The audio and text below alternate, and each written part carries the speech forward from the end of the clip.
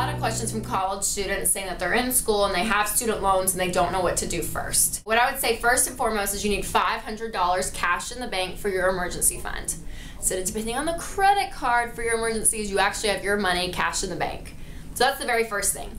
And then second, your priority is to stay in school. Because first and foremost, you are a college student. And I am all for being in college, getting a college degree. You know, I think that's great. I think it makes you more marketable out there in the world. But I want you to be smart about this. So this next piece of advice, a lot of you may stop this video because you think this is completely impossible.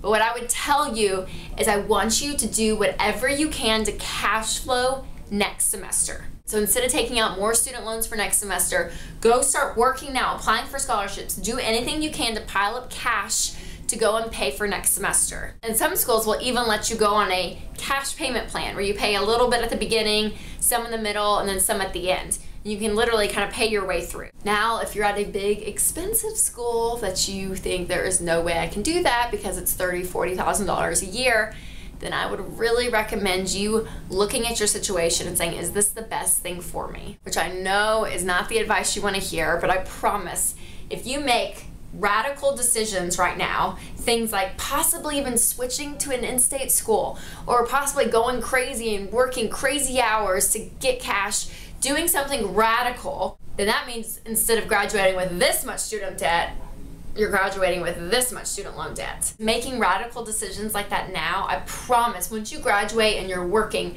the 24-year-old version of yourself is going to love the 20-year-old version of yourself if you make wise decisions. So some students say, well, should I start paying off my debt? And I would say no. I would do what you can to start cash flowing next semester.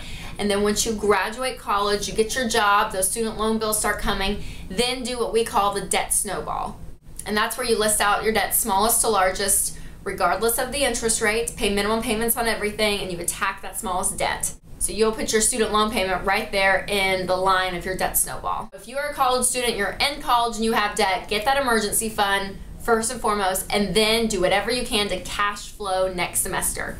Because I promise, when you graduate, you don't want ugly Sally Mae living in your house. She's not very pretty, she's not very nice, and you just want to kick her out as soon as possible.